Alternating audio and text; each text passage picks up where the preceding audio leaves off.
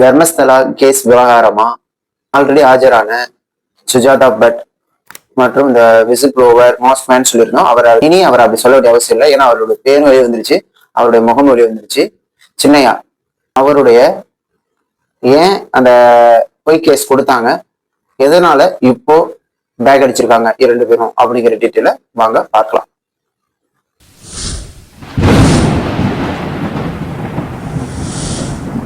Already ஒரு video போட்டிருந்தோம், அதோட கண்டினியூட்டி தான் இது.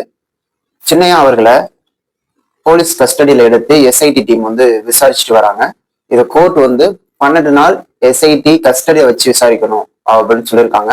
அது ஏன் காரணம்னா, ஃபர்ஸ்ட் ஒரு இன்ஃபர்மேஷன் கொடுத்ததுக்கும் இப்போ ஒரு சொல்றதுக்கும் முன்னுக்கு பின்னா முரணா நிறைய இருக்கு அப்படிங்கிறதுக்காக, அதாவது 2 days முன்னாடி ஒரு விஷயம் சொல்றாரு, இப்போ இந்த விஷயத்த மாத்தி பேசுறாரு அப்படிங்கிறதுக்காக அவர் எஸ்ஐடி கஸ்டடியே வச்சு 12 நாள் விசாரிங்க அப்படிங்கிற மாதிரி வந்து கோர்ட் வந்து உத்தரவு விட்டுருக்கு. அது மட்டும் இல்லாம சுஜாதா பட் அப்படிங்கிறவங்க வந்து ஒரு ஃபர்ஸ்ட் ஒரு தர்மஸ்தலா கோவில் மேலையும் அது சம்பந்தப்பட்ட நிர்வாகத்துவங்க மேலையும் ஒரு கேஸ் வச்சிருந்தாங்க. என் பொண்ணு தர்மஸ்தலா கோவிலுக்கு வந்திருந்தாங்க, அவங்க காணாம போயிட்டாங்க.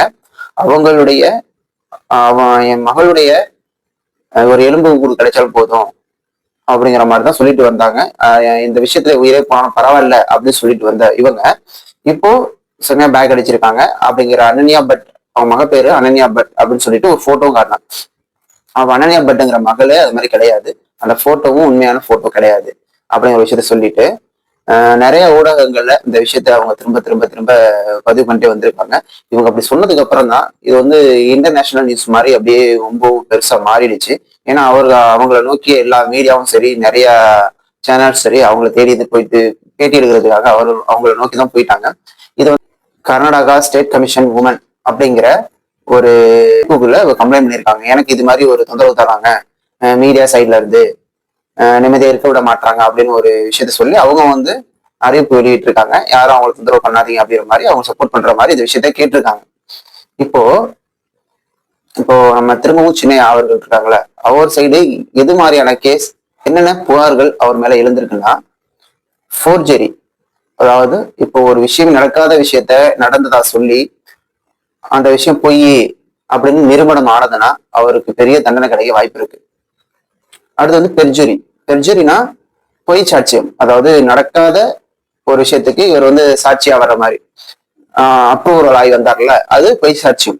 அடுத்து ஒரு நிறைய விஷயத்த எவிடன்ஸ் கலெக்ட் பண்ணிட்டு வந்தார் பாத்தீங்களா, ஃபேப்ரிகேஷன் ஆஃப் எவிடன்ஸ் அப்படின்னா நிறைய விஷயத்த கலெக்ட் பண்ணிட்டு வந்தார். அதாவது எலும்பு கூடுகள் அது மாதிரி விஷயங்கள்ல இது வந்து நான் எக்ஸாம்பிளுக்காக எடுத்து வரேன்னு சொல்லிட்டு எடுத்து வந்து போலீஸ் ஸ்டேஷன்ல அதை கொடுத்துதான் கம்ப்ளைண்ட் பண்ணாரு. அந்த எடுத்து வந்த எலும்பு கூடு கூட அவங்க செக் பண்ணியிருந்தாங்கன்னா இந்த கேஸ் வந்து அப்படி ஒரு 10 daysலயே ஹோல்ட் ஆக வாய்ப்பு இருக்கும்.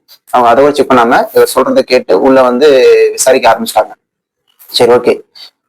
இந்த 3 விஷயம் பண்ணதுனால இந்த 3 விஷயத்திலையுமே இவர் மேல வழக்கு பதிவு பண்ணி இந்த விஷயங்களை கொண்டு போக அதிக வாய்ப்பு இருக்கு. எஸ்ஐடி விசாரிச்சு நிரூபணம் ஆனதுன்னா அவருக்கு பெரிய தண்டனை கொடுக்க வாய்ப்பு இருக்கு அப்படிங்கிற மாதிரி கோர்ட் சொல்லியிருக்காங்க.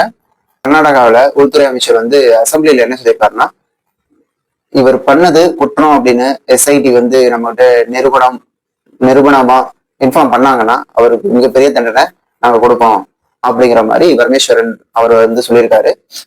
இப்ப அனன்யா பட் பிளஸ் சின்னையா அவங்க 2 பேரும் பேக் அடிச்சதுனால இந்த கேஸ் வந்து ரொம்ப ஹைப்ல இருந்தது. அதாவது அந்த எக்ஸ்ட்ரீம்ல வந்து திரும்ப இந்த எக்ஸ்ட்ரீமுக்கு அப்படியே ஃபுல்லா மாறி இருக்கு.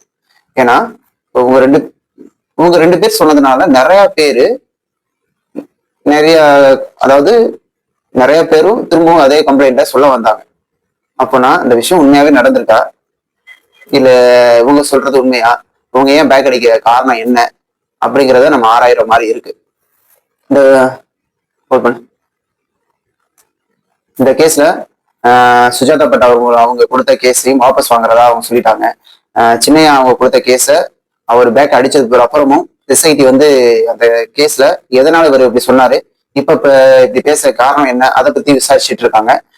கண்டிப்பா எஸ்ஐடி வந்து அவங்க வந்து இந்த கேஸ் விடுற மாதிரி இல்லை. ஏன்னா இதுல 400க்கும் மேற்பட்ட மிஸ்ஸிங் கேசஸ், அப்புறம் வந்து அந்த தர்மஸ்தலா கோவிலுக்கு வந்துட்டு போன தமிழ்நாடு, ஆந்திரா, தெலுங்கானா, கேரளா, கர்நாடகாவை சுற்றியுள்ள நிறைய மக்கள் வந்து அந்த கோயிலுக்கு வந்துட்டு போனவங்கள யாரை மிஸ் ஆயிருக்காங்க அவங்கள பத்தின டீடைல்ஸ் எல்லாமே இப்ப கலெக்ட் பண்ண அதிக வாய்ப்பு இருக்கு. எல்லாமே எஸ்ஐடி விசாரிச்சு இந்த தகவல் சொல்லும் போதுதான் நமக்கு ப்ராப்பரான உண்மை தெரியும். இன்னொரு விஷயம் என்னன்னா, இதுக்கு வந்து ஃபர்ஸ்ட் இந்த தர்மஸ்தலா விஷயங்களை பத்தி தவறான அவதூறு பரப்பக்கூடாது அப்படின்னு சொல்லி ஒரு ஹேக் ஆர்டர் வாங்கியிருந்தாங்க. இப்ப சுப்ரீம் கோர்ட் லாஸ்டா போயிட்டு அந்த ஹேக் ஆர்டருக்கு வந்து அப்ரூவ் வாங்கியிருக்காங்க. என்னன்னா, தர்மஸ்தலா விஷயத்தை பத்தி பேசக்கூடாதுன்னு இல்லை, அந்த கோவிலை பத்தி களங்கம் ஏற்படுற மாதிரி இல்லைன்னு சார்ந்தவங்க மீது தனியா இண்டிவிஜுவலா ஏதாவது தவறுதா அவதூறு பரப்புனா அது நடவடிக்கை எடுக்கப்படும் அப்படிங்கிற மாதிரி சுப்ரீம் கோர்ட் சொல்லியிருக்காங்க. தர்மஸ்தலா கேஸ் வந்து 1 மந்த் ஃபுல்லாவே நடந்துட்டு இருக்கு. ஃபர்ஸ்ட் அவங்க மண்டையோடு இந்த எலும்புகள்லாம் ஃபர்ஸ்ட் எடுத்து அதை விசாரிக்கும் பொழுதே அது ஆணோட எலும்பு கூடு அப்படிங்கிற விஷயம் இப்பதான் கண்டுபிடிச்சிருக்காங்க. அது அப்பவே கண்டுபிடிச்சிருந்தா இது கொஞ்சம் டிஃப்ரெண்டான கேஸா மாற வாய்ப்பு இருந்திருக்கும்.